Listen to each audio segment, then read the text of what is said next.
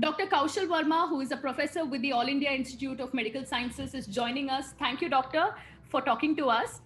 Doctor, since the last couple of days, we've been talking about how mucormycosis or black fungus has been wreaking a lot of havoc in the country. Many patients have been falling sick, and there is also a dearth of this life-saving drug, amphotericin B.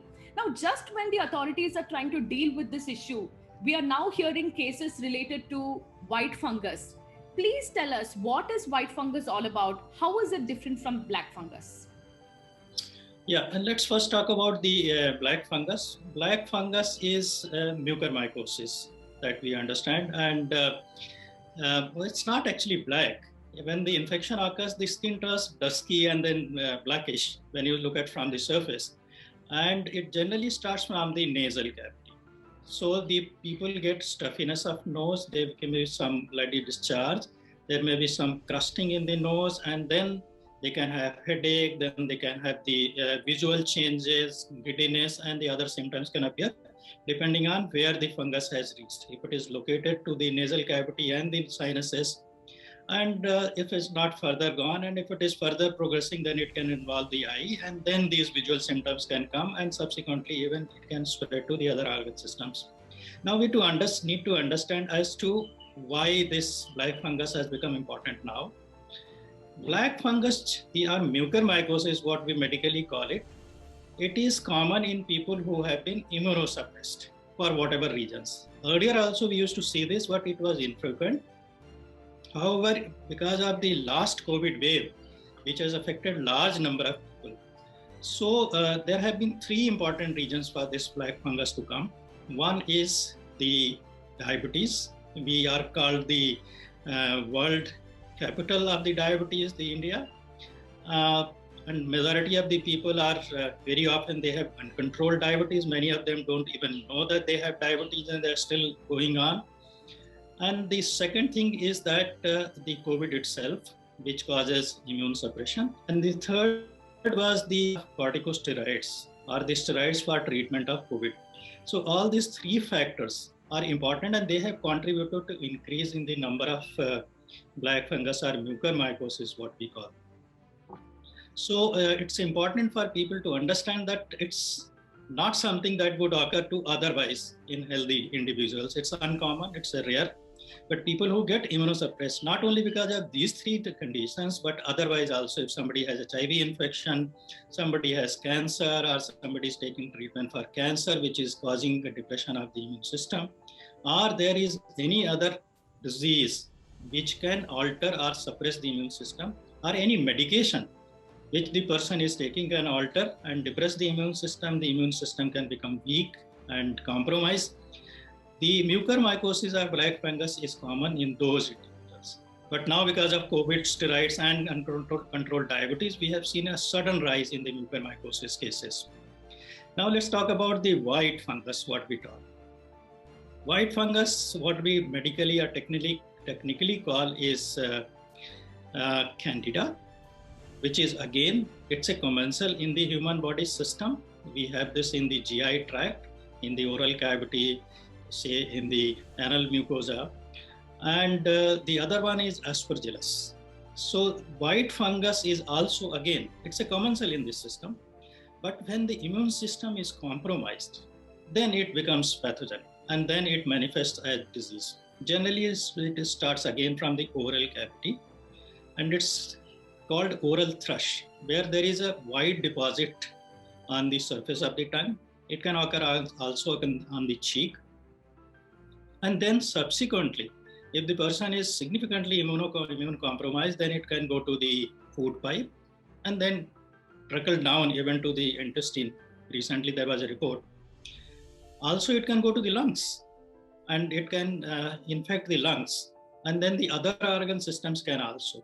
So the internal organ systems which are coming in contact with the external environment, like mouth, or maybe nose, or maybe the genitals, or maybe the perianal area. These are the sites which can get infected. So apart from the oral cavity, the genital area, both in males and females can have, say, the symptoms of white fungus. and also the perianal area in people who got immune suppression or whose immune system is compromised. Now, doctor, we have also heard that white fungus is more dangerous than black fungus. What makes it more potent and dangerous? Both are dangerous in immunocompromised people. It's the immune suppression which makes the fungus dangerous. And if we look at the treatment wise, both are still difficult to treat. Maybe the mucormycosis is relatively more difficult to treat than candida, because there are more and effective drugs available for treatment of white fungus. Whereas the mucormycosis is relatively much tougher to treat. There you need injectable drugs, amphotericin B, posaconazole. And the white fungus can still be treated with the conventional like fluconazole, itraconazole, and then there are other medicines which are available. But sometimes you need to use even amphotericin B, even in people who have been infected with white fungus. So the issue is that it's not the fungus, it's the protection.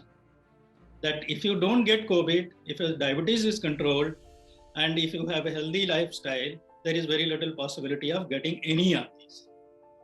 Yeah. So why are COVID patients or COVID recovered patients more susceptible to white fungus infections?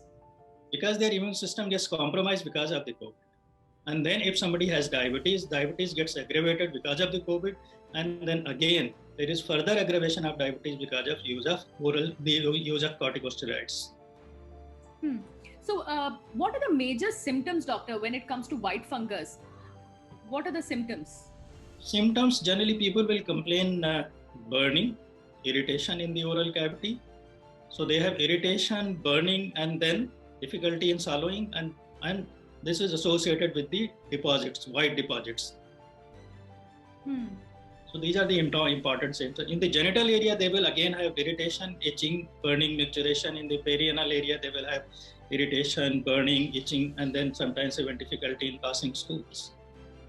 So have you been treating a lot of patients with white fungus in the recent times? Are these patients COVID recovered patients? These are mostly COVID recovered patients who have been, say, recently been to the hospital or been treated for the COVID infection. Mostly these patients are the COVID recovered patients. Doctor, now black fungus, we are told it is a race against time. Early detection, early treatment, that can only save the patients. Is time also a very significant factor when it comes to white fungus? Yeah, that is also important, because if the problem is not the fungus, the problem is the immune suppression. So if the immune system is compromised, more chances of getting infection, more severe disease, and then more dissemination, and more longer the treatment, and more difficult the treatment. So we need to bear this in mind, that yes, as soon as you detect or you get into a problem or you start feeling that there is something which is abnormal, should consult a doctor, and treatment should be started as early as possible. And it should continue till such time the treatment is needed. Please do not discontinue treatment without physician's advice. Yeah. So for people to understand it better, what are the causes for white fungus disease, and what precautions can be taken to protect oneself from white fungus, as they always say prevention is better than cure? The best thing is to prevent from the COVID. And for that, we have the COVID appropriate behavior, wearing the mask, not going out in the crowded places, maintaining the physical distancing, frequent hand hygiene, putting up the mask properly, and covering adequately the nose and mouth so they breathe through this.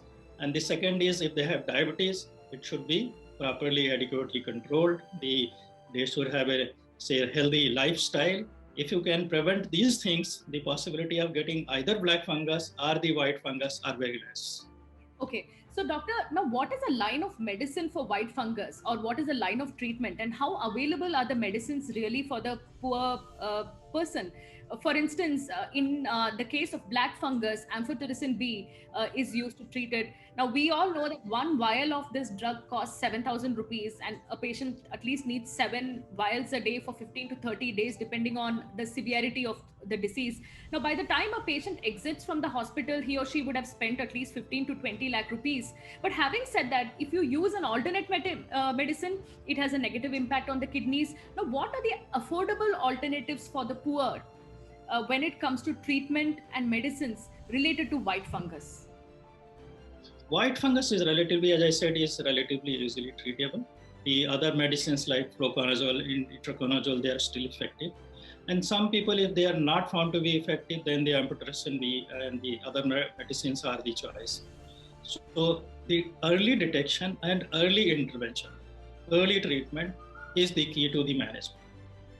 Okay, so what about yellow fungus, doctor? Now, again, in the last 2-3 days, we've been hearing cases related to yellow fungus. What is yellow fungus really? How is it different from black fungus and white fungus? And how dangerous is this? Is this also easily treatable, or are there challenges? No, all these are infections. They are basically occurring in immunocompromised people. And so it has started, coming up in the people who have got this COVID infection and controlled diabetes. People have taken steroids. So the line of management remains more or less the same, because they belong to the same class of organisms, same class of pathogens. Can you give us more details about yellow fungus? What are the symptoms? Which part of the body does it really affect? It can affect the similar kind of organ systems like the other two does. So in immunocompromised people, it can reach to the other organ systems, and it can cause the similar kind of disorder. And the same lines of management, as I said, are going to be adopted, are going to be useful. What about treatment, doctor? Medicines, when it comes to the line of medicine for yellow? The same line. Yeah, more or less same line of management is going to be there. What are the major challenges that health professionals like you are really facing? Because we know that there aren't enough doctors in the country. There aren't enough to take care of the growing needs, the challenges. There aren't enough medicines. What is the biggest challenge when it comes to black fungus or white fungus or yellow fungus? What is the biggest challenge that the medical fraternity is facing, and how to overcome it? But the treatment or the management, what we call for any of these fungal infections, is a challenge. And the challenge is because the patient's immune system is not adequately geared to combat these infections. When the person is immunocompetent, his immune system is good enough to fight the disease or fight these pathogens, then it doesn't happen. Or it would happen only modestly, or milder symptoms and milder disease will appear.